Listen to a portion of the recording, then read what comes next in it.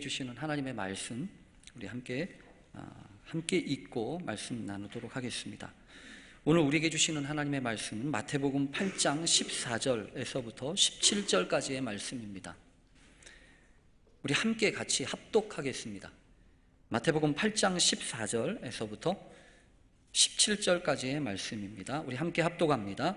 예수께서 베드로의 집에 들어가사 그의 장모가 열병으로 앓아 누운 것을 보시고 그의 손을 만지시니 열병이 떠나가고 여인이 일어나서 예수께 수종들더라. 저물매 사람들이 귀신 들린 자를 많이 데리고 예수께 오거늘 예수께서 말씀으로 귀신들을 쫓아내시고 병든 자들을 다 고치시니 이는 선지자 이사야를 통하여 하신 말씀에 우리의 연약한 것을 친히 담당하시고 병을 짊어지셨도다 함을 이루려 하심이더라. 아멘. 오늘 말씀의 제목은 연약함의 은혜입니다. 우리 말씀 나누기 전에 한 번 더 인사하겠습니다. 오늘도 은혜 받는 예배 됩시다. 오늘도 은혜 받는 예배 됩시다. 감사합니다. 네, 감사합니다. 오늘은 말씀 나누면서 한번 좀 여기 주보에 있는 성경 암송 구절이 있는데요. 주보 맨 측면에 보시면 네모 박스 안에 있는 성경 구절이 있습니다. 이게 뭔지 아시죠? 암송 구절입니다. 암송 구절인데 많은 분들이 암송을 좀 덜 하시는 것 같아서 잊어버릴 것 같아서 한번 오늘은 도전해 볼 만합니다. 오늘은 우리가 익히 잘하는 말씀이니까 한번 같이 한번 암송하는 마음으로 읽어보고 오늘 말씀 나누도록 하겠습니다. 시작. 이와 같이 성령도 우리의 연약함을 도우시나니 우리는 마땅히 기도할 바를 알지 못하나 오직 성령이 말할 수 없는 탄식으로 우리를 위하여 친히 간구하시느니라. 아멘. 로마서 8장 26절 말씀.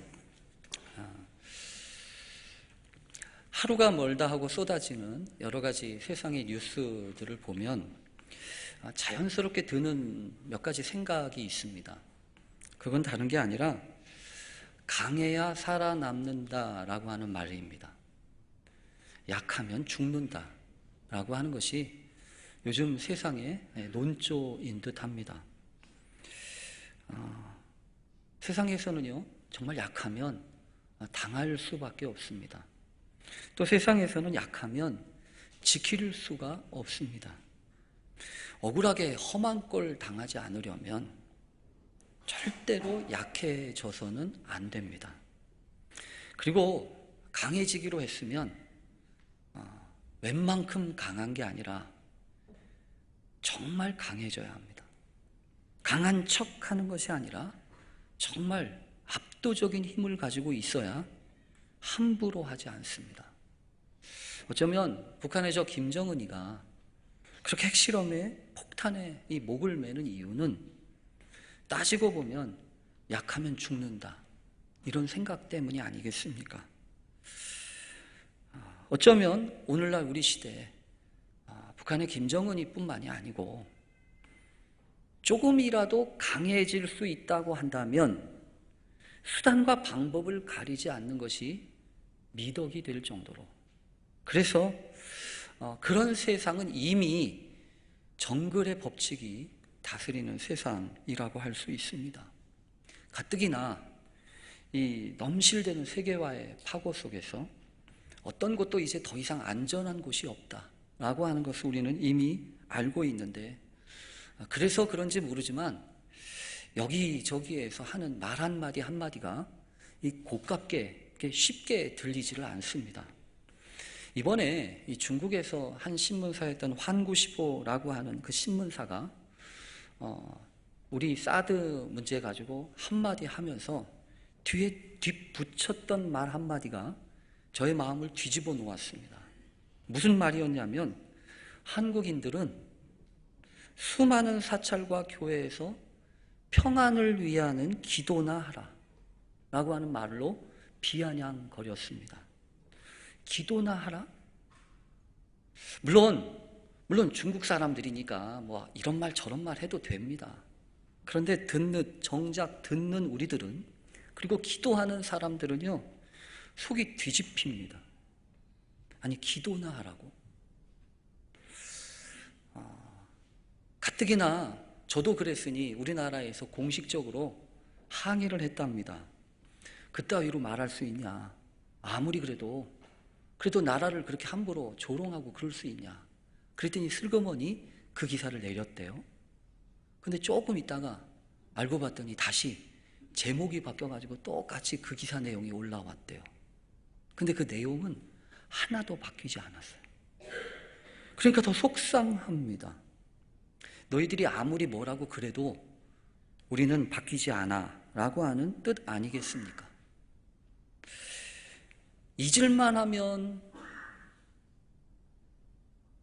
폭탄을 날려대는 북한의 저 김정은이에 대해서는 아무 소리도 못하면서 사드 하나 배치하려고 애쓰는 우리나라에 대해서는 이따위 저따위 소리를 하면서 조롱의 말을 거침없이 하는 그런 걸 보니까 제가 설교에서까지 이야기할 정도로 속이 상해요. 그런데 말이에요, 그런 분한 마음이 가시고 났더니 저의 마음 가운데서 돌이켜보게 되는 그 이야기가 하나 있어요. 뭐냐 하면, 아니 어떻게 했길래, 어떻게 신앙을 가지고 있는 사람들이 도대체 어떻게 기도를 했기에 그 와중에 너희들은 기도나 해라 라고 이야기를 할까요? 저 사람들이 도대체 기도를 알기나 합니까? 그런데 그 기도에 대해서 어떻게 배우고 어떻게 보았겠어요? 세상 사람들은요, 우리가 하는 말, 우리가 하는 행동 보고 예수를 알게 되어 있습니다. 기도하는 우리의 모습을 보고 기도가 무엇인지를 알게 되어 있어요. 그런데 도대체 우리가 어떻게 기도를 했기에 너희들은 기도나 해라. 여러분, 무슨 기도라고 하는 것이 적당하게 폼이나 잡고 하는 신용만 하고 이렇게 입술로 몇 마디 하다가 끝내는 그런 겁니까? 기도가 무슨 속상해니까 하소연하는 겁니까? 여러분, 저는 이참에 그런 마음에 간절함이 생기게 됐어요. 니들이 개맛을 알아? 이 마음으로. 니들이 기도가 뭔지 알아? 기도 좀 한번 알게 해줄까? 여러분, 성경에 보면 정말 놀라운 말씀들이 있지 않습니까? 그 초대교회 역사 가운데 초대교회가 기도하기 시작했을 때 어떤 일이 있는지, 어떤 일이 일어났는지 성경에 뚜렷하게 기록되어 있지 않습니까? 초대교회, 주님은 떠나시고 지도자들은 흩어질 수밖에 없는 그때, 그 위기 상황에서 오순절 마가의 다락방에서 기도에 전심하기 시작했어요. 그때 하나님이 약속하신 성령이 임하시지 않습니까? 성령이 임하셔서 세상을 향하여 하나님의 복음, 그 십자가의 복음을 너무나도 분명하게 전하기 시작하지 않았습니까? 그래서 기도가 체질이 됐어요. 기도가 체질이. 그래서 제9시 기도 시간에 기도 시간을 정하고 이 제자들이 기도하러 성전에 올라가다가 여러분 아시는 것처럼 안진뱅이 된 사람을 만나잖아요. 구걸하고 있던 이 안진뱅이, 그 사람에게 뭔가를 주려고 주섬주섬 하다가 아무것도 없는 것을 보고서 다음에 줄게, 이게 아니고 은과 금은 내게 없거니와 내게 있는 것으로 내게 주노니 곧 그리스도 예수 그리스도의 이름으로 일어나 걸어라, 그러면서 손을 잡고 일으키잖아요. 그때 놀라운 역사가 일어나지 않습니까? 그 사람이 일어나잖아요. 그리고 함께 성전에 들어가면서 함께 예배를 드리잖아요. 여러분, 이게 기도의 역사예요. 근데 그것뿐만이 아니라 그 뒤에 보면 더 놀라운 일이 있어요. 그 일을 경험했던 이 사람들이 기쁨 가운데 예수 그리스도와 십자가의 부활의 능력을 전하기 시작했을 때, 그 당시 제사장들과 서기관들은요, 기분이 나빴어요. 그래서 어디서 그런 되지도 못하는 이야기를 전하냐고 흠씬 위협하면서 막 괴롭게 했을 때, 이 제자들이 담대하게 얘기하잖아요. 하나님 앞에서 너희의 말을 듣는 것이 옳은가, 하나님의 말씀을 듣는 것이 옳은지 너희들이 좀 판단해봐라. 우리들은 보고 들은 것 이야기하지 않을 수가 없다. 그러면서 굽히지 않잖아요. 그러니까 겨우 위협해가지고 내보내요. 그러고서 나와가지고서도 이 제자들이요, 뭐 했냐면 다른 게 아니었어요. 또 기도했어요. 그래서 사도행전 4장 29절에 보면 이들이 모여가지고 또 기도합니다. 뭐라고 기도하냐면요, 주여 이제도 그들의 위협함을 굽어보시고 또 종들로 하여금 담대히 하나님의 말씀을 전하게 하여 주시오며 손을 내밀어 병을 낫게 하옵시고 표적과 기사가 거룩한 종 예수의 이름으로 이루어지게 하옵소서. 이렇게 간절하게 기도했을 때 성경에 보면 빌기를 다함에 모인 곳이 진동하더니 이러잖아요. 핵폭탄이나 뭐 북한에서 만들었다고 하는 수소탄도 무서워요. 그렇죠? 그러나 믿음의 사람들에게 더 무서운 것이 있다면 기도의 폭탄이에요. 사랑의 폭탄이에요. 우리가 세상에 핵폭탄, 수소폭탄 이게 두려운 게 아니라 정말로 두려운 게 뭔지, 믿음으로 사는 사람들에게 있는 무기가 무엇인지 보여주어야 해요. 10월달, 여러분 이제 얼마 안 있으면 10월인데요. 매년 10월 9일이면 독일의 라이프치히라고 하는 곳에서 아우구스투스 광장에서 사람들이요, 불 밝힌 초를 하나씩 들고 나와가지고 빛의 축제를 합니다. 매년 10월 9일이면 그래요. 근데 왜 그러냐 하면 이 사람들이요, 그 89년 10월 9일에 있었던 사건을 기억하고 그 사건을 다시금 되새기기 위해서 그렇게 축제, 빛의 축제를 하는 거예요. 근데 그거는 89년이니까 지금으로부터 30년도 채 안 되는 일입니다. 그 당시만 하더라도 우리가 짐작하고 기억하듯이 독일이요, 동독, 서독 이렇게 나눠져 있었어요. 나눠져 있었을 뿐만 아니라 중간에 아주 높다란 이 베를린 장벽이라고 하는 것이 쭉 있었어요. 근데 가뜩이나 이 동독, 이 공산당, 이 사회주의 사람들이 다스리고 있던 이곳에 변화의 바람이 막 불기 시작을 합니다. 그러니까 정부에서 가만히 안 두죠. 막 탄압하고 그랬음에도 불구하고 이 성 니콜라이 교회라고 하는 그 교회를 중심으로 기도의 모임을 가져요. 기도하기 시작한 거예요. 촛불을 켜고 기도하기 시작한 거예요. 시간을 정하고 기도하기 시작을 한 거예요. 이렇게 자꾸 기도회로 모여가지고 기도만 하나 봤더니 기도도 하고, 기도하면서 이런저런 이야기를 나누니까 정부에서 눈에 가시처럼 보여졌어요.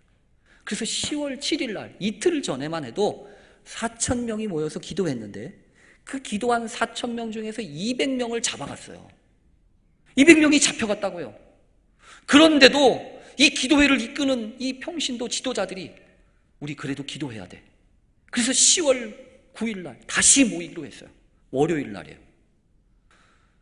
낌새가 이상한 걸 정부에서 눈치를 챘든지 이번에는 8,000명, 4,000명 모였으니까 배나 되는 군인들을 쫙 배치하고, 또 시내 중심부에 있었던 그 병원에는 의료진들을 대기시키고, 만약에 유혈 사태가 일어나면 수혈할 수 있도록 수혈도 여러 가지 피들도 갖다 놓고 만반의 준비를 하고 있었어요.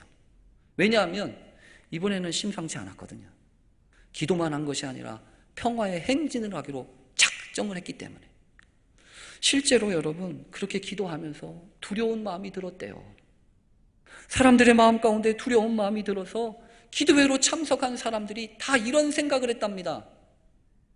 저 문을 열고 나가면 마지막일지도 몰라. 죽을지도 몰라. 그런 두려운 마음이 있었다는 거예요. 그런데 그 두려운 마음이 들수록 이들이 얼마나 간절히 기도했겠습니까?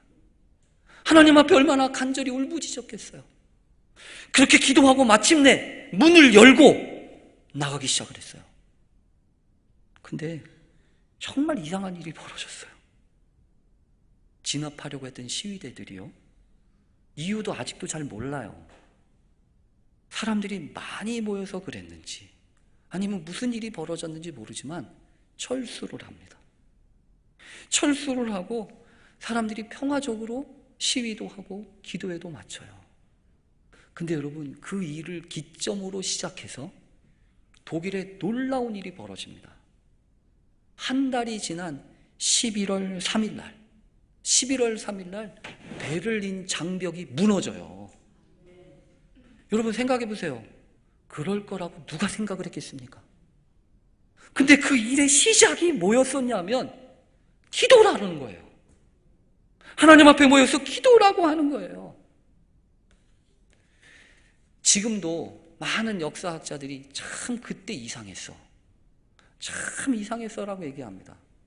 얼마나 이상했냐면 시위가 자꾸 거세지니까 동독 정부에서 한 발 물러나서 해외 여행 절차를 간소화하는 그런 조치를 발표합니다. 근데 그 조치를 발표하는데 그 동독 관리가 말실수를 해요. 당장 이렇게 할 것 같이. 근데 그 얘기를 들었던 외신 기자들이 과잉으로 보도해요. 근데 그 보도를 들었던 동독 사람들이 지체 없이 동독 국경 수비대로 막 몰려가가지고 나 넘어가겠다는 거야. 나 왔다 갔다 하겠다는 거야. 그래가지고 아직 준비도 안 했는데 그런 일이 벌어지니까 이 수비대에서 그냥 문을 열어버렸어요. 그래서 지금도 이상합니다. 말 실수하고 이 외신의 오보까지도 이런 독일의 통일의 과정을 위해서 쓰임받았다는 거예요. 근데 여러분, 그런 일들이 어떻게 시작됐을까요? 시위해서요? 물론 시위도 했겠죠? 그러나 중요한 것은 기도했다는 거예요. 기도했다는 거예요. 여러분, 그런데 요즘 그렇지 않아요? 우리가 얼마나 기도하십니까? 오죽했으면 저 멀리 있는 중국의 사람조차 너희들은 기도나 해라! 라고 얘기하잖아요. 여러분, 정말 좀 더 분명하게 해야 될 것 같아요. 신앙생활 대충대충 할 게 아니에요. 내가 믿고 있는 예수가 도대체 어떤 분인지, 내가 붙들고 있는 복음이 과연 어떤 것인지, 단지 그냥 주일날 교회 예배 한번 드리고 왔다, 이것으로 끝이 아니라는 거예요. 이제는 무엇이 믿음인지, 어떤 것이 복음인지, 그 복음의 능력과 믿음의 감격이 무엇인지 우리가 말할 수 있어야 하겠다는 것입니다. 여러분, 지금도 어렵고 힘든 거 알아요. 신앙생활 한다는 게 쉬운 일이 아니죠. 여러분, 그러나 앞으로는 더 어려울 겁니다. 이미 우리가 알고 있었던 시험과 환난보다도 더 큰 시험과 위기가 우리 앞에 기다리고 있을 겁니다. 그래서 여러분 어떻게 해야 합니까? 그냥 설렁설렁 신앙생활할 생각하시면 안 돼요. 이 악물고 하나님 앞에 귀한 신앙의 핵심을 가지고 믿음으로 나아가야 합니다. 돌아가신 오카노 목사님이 피를 토하는 마음으로 설교하신 몇 가지 동영상 클립 중에 다시 복음 앞에라고 하는 그 동영상 클립이 있어요. 제가 답답할 때마다 이 몇몇의 목사님들의 그 설교문들을 제가 듣거든요. 근데 그 중에 하나가 이 오카노 목사님 설교예요. 목사도 설교를 듣습니다. 근데 그 오카노 목사님 설교를 들을 때마다 그런 얘기가 마음에 폭폭 꼽혀요. 오래된 교회일수록 죽어 있다는 거예요. 뭐가 죽어 있어요? 복음의 감격이 죽어 있다는 거예요. 다 그렇고 그렇다는 거지. 다 이미 경험했다는 거죠. 다 알고 있다는 거죠. 그래서 그분이 그렇게 얘기하더라고요. 십자가 앞에서 다시 한번 깨어져야 할 사람이 어디에 있습니까? 교회 밖에 있습니까? 교회 안에 있다는 거예요. 하나님의 사랑 앞에, 그리고 그 곱고 교만한 마음이 깨어져야 할 사람이 교회 밖에 있는 게 아니라 교회 안에 있다는 거예요. 예수의 이름 앞에, 그 능력 앞에 겸손히 하나님 앞에 엎드려야 될 사람이, 그리고 성령의 능력에 사로잡혀야 할 사람이 어디에 있냐는 거예요. 바깥에 아니요, 교회 안에 있다는 거예요. 여러분, 분명히 믿음이 든든해지면, 믿음이 우리 가운데 차오르기 시작하면 우리 안에 생기는 게 있습니다. 구원의 감격이 생깁니다. 그렇잖아요. 의심하던 사람의 마음속에 뜨거운 열정이 생깁니다. 기쁨이 찾아옵니다. 진리를 깨닫지 못하던 사람들이 진리를 깨닫고 나면 믿음이 강해집니다. 구원받은 감격이 마음속에서 확확 솟아납니다. 그런데요, 우리는 구원받았다고 하잖아요. 우리는 믿음이 있다고 그러잖아요. 근데 과연 그렇습니까? 근데 어찌된 일인지 세상 사람들하고 똑같이 염려해요. 똑같이 걱정합니다. 어떻게 해야 성공할 수 있는지, 어떻게 해야 잘 될 수 있는지 여기저기를 기웃기웃거립니다. 주님의 말씀에 귀를 기울이기보다는 세상에서 들려오는 소리, 사람들이 이렇게 쑥덕거리는 소리에 더 솔깃합니다. 예수님 한 분이면 충분한데 뭐 다른 거 없나? 그러고 있다는 거예요. 죄로부터 구원을 받았음에도 불구하고 여전히 죄에 끌려다니지 않습니까? 죽으면 하나님의 나라에 갈 것이 확실함에도 불구하고 당장 죽을까 봐 겁나지는 않습니까? 여러분, 그래서 고민하는 거예요. 세상이 두려워서 고민하는 게 아니라 우리의 진짜 고민은 뭐냐면, 내가 믿고 있는 게 진짜 믿음인가? 내가 받은 구원이 정말로 구원받은 건가? 그게 확실하지 않다는 거예요. 여러분, 다시 한번 우리는 신앙생활 너무 형식적으로 하지 말아야 합니다. 심각한 문제가 있고 여기저기 썩어 뭉개지고 있는데도 하나도 아프지 않고 있다고 한다면 그 이상한 거잖아요. 아프면 여러분 아프다고 해야 합니다. 그래야 치료받을 수 있습니다. 어딘가 몸이 아프고 이상하면 여러분 어떻게 합니까? 그냥 두지 않잖아요. 당연히 병원에 가서 의사를 만나고 진찰을 받고 치료를 받지 않습니까? 자기처럼 아픈 사람 만나서 하소연하고 끝나지 않잖아요. 근데 신앙의 문제는 어떻습니까? 신앙의 문제로 고민을 하면서도 여전히 내 신앙생활에 문제가 있고 어딘가 이상함에도 불구하고 가만히 있고 있는 건 아닙니까? 병은 부끄러운 게 아니잖아요. 오히려 그 병을 숨긴다고 하는 것이 부끄러운 일 아닙니까? 신앙생활 하다 보면 시험에 들 수도 있고요, 실족할 수도 있는 것이 분명합니다. 그러면 어떻게 해야 합니까? 가만히 있어야 됩니까? 아니에요. 우리 영혼의 치료자가 되시는 그 주님, 믿음의 주요 또 온전케 하시는 예수를 바라보자 했던 것처럼 주님을 바라봐야 돼요. 분명히 어떤 병은 부끄러운 것도 있습니다. 그러나 모든 병이 다 창피한 건 아니잖아요. 몸을 잘못 관리하고 함부로 해서 생기는 병도 있습니다. 그러나 모든 질병이 다 그런 건 아니잖아요. 물론 병이 들었다고 하는 것은 힘들고 어렵습니다. 아파야 하기 때문입니다. 치료를 받아야 하기 때문입니다. 그러나 병 들었다고 하는 것 자체를 비난하는 일은 아니잖아요. 신앙에도 병 들었다고 하는 거 마찬가지 아닙니까? 신앙에 병 들었다, 신앙에 아픔이 있다, 실족했다, 뭐라고 할 게 아니에요. 주님 앞에 나와야 한다는 거예요. 함부로 판단하고 함부로 이야기할 게 아니라는 거예요. 여러분, 오늘 본문을 보십시오. 오늘 본문은 예수님이 베드로의 집에 들어가셔서 그의 장모가 열병으로 앓아 누운 것을 보시고 시작하십니다. 근데 저는 이 말씀을 읽다가 깜짝 놀랐어요. 뭐 때문에 깜짝 놀랐냐면, 여러분 혹시 그래 보신 적 있습니까? 집에 누군가 심하게 앓고 있는 사람 있으면 여러분 어떻게 합니까? 제가 요즘 그렇거든요. 저희 집에 심하게 앓고 있는 사람이 있어요.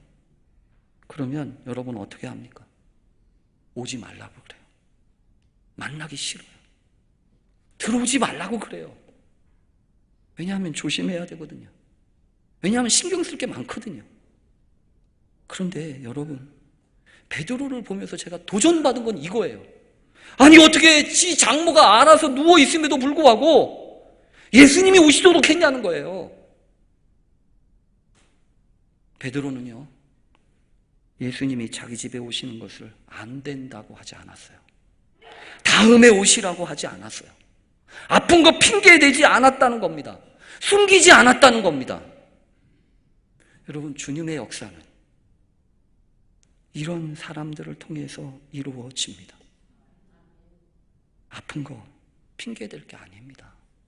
연약하다고 하는 거 감출 게 아닙니다. 알아 누워 있다고 하는 거 부끄러운 게 아닙니다. 오히려 주님을 찾아야죠. 아프니까 주님 찾아야 되고 연약하니까 주님 붙들어야 되는 거 아닙니까? 여러분, 성경에서는요 그렇게 얘기하세요. 주님이 오셔서 그 여인을 만지시잖아요. 그리고 그 여인의 열병을 떠나가게 하시잖아요. 그 열병이 떠나갔을 때 그 여인이 어떻게 합니까? 여러분, 나았다고 이렇게 할 수 있습니까? 금방 나아가지고 예수님을 수종들었대요. 여러분, 이게 무엇입니까? 감격이 있다는 거예요. 치료에 감격이 있다는 거예요. 미루지 않았다는 거예요. 여러분, 우리는 이런 복음의 감격이 없어요. 예수를 믿은 지 오래됐는데도 불구하고 우리 안에 복음의 열정이, 복음의 감격이, 이유는 많은데, 여러 가지 복잡한 이유들은 많은데, 하나님의 말씀과 그 하나님이 우리에게 요구하시는 그 명령에 대해서 이유가 많고 핑계가 많다는 거예요. 여러분, 우리 그러면 안 되겠어요. 오늘 말씀을 보면서 연약해도 괜찮아, 부족해도 괜찮아. 왜 그런 겁니까? 그 연약함이, 부족함이 하나님의 약속의 은혜의 통로가 되니까요. 제가 그래서 예전에 이런 글을 쓴 적이 있어요. 아이들이 사랑스러운 것은 완벽하기 때문이 아니다. 오히려 어른들의 눈으로 보자면 아이들은 부족하기 짝이 없고 연약하기 그지 없다. 하지만 그 누구도 연약함 때문에 아이를 몰아붙이지 않고 그 부족함 때문에 뭐라고 하지 않는다. 오히려 아기들은 있는 그 자체로 이미 충만하다. 그 안에, 그 연약함 속에 이미 생명으로 충만하고 그 부족함 속에 놀람으로 가득 차 있다. 완벽해지려고 하지 마라. 강해지려고 하지 마라. 연약해도, 부족해도, 모자라도 있는 모습 그대로 족한 줄 알아라. 완벽함이란 내가 나의 부족함을 채우려고 하는 것이고, 충만함이란 내가 나의 부족함을 은혜 가운데에서 받아들이는 것이다. 더할 나위 없는 완벽함을 바라지 말고 연약해도 부족해도 충만케 하시는 은혜를 구하라. 여러분, 그렇습니다. 연약해요, 부족해요. 그래도 괜찮아요. 왜? 그 부족함을 채우실 분이 주님이시니까요. 우리 주님은 가장 연약한 모습으로 이 땅에 오셨고 가장 힘없는 모습으로 십자가를 지셨어요. 주님께 왔던 가장 큰 유혹은 너 힘 있잖아, 힘 좀 보여줘봐, 이거였다고요. 힘께나 쓰는 사람으로 살지 아니하고 힘없는 사람으로 살게 하신 것도 은혜입니다. 힘 없어도 주님이 쓰시면 됩니다. 하나님의 은혜가 우리 모두에게, 특별히 전 우리 교회 어르신들, 나이 들어 고개는 숙여지고 기억력은 자꾸만 사라지고 힘이 없어지는 우리 어르신들에게 이 은혜가 있기를 간절히 바랍니다. 힘 있을 때만 하나님의 자녀가 아니에요. 여러분이 부르시는, 하나님이 부르시는 그날까지 하나님의 손에 견고하게 붙들려서 하나님의 사람으로 담대하게 살아가는 믿음의 자녀들 다 되실 수 있기를 간절히 축원합니다. 아멘. 기도하겠습니다. 하나님, 연약합니다. 또 부족합니다. 그래서 속상합니다. 어떻게 하면 힘있게 될지. 그래서 돈도 모아보고 건강도 챙기지만 그것이 우리의 힘이 아닌 줄로 믿습니다. 믿음이 힘이 되게 하시고 예수님이 힘이 되게 하시고 주님이 허락하신 구원의 감격이 힘이 되게 해 주옵소서. 예수님의 이름으로 기도합니다. 아멘.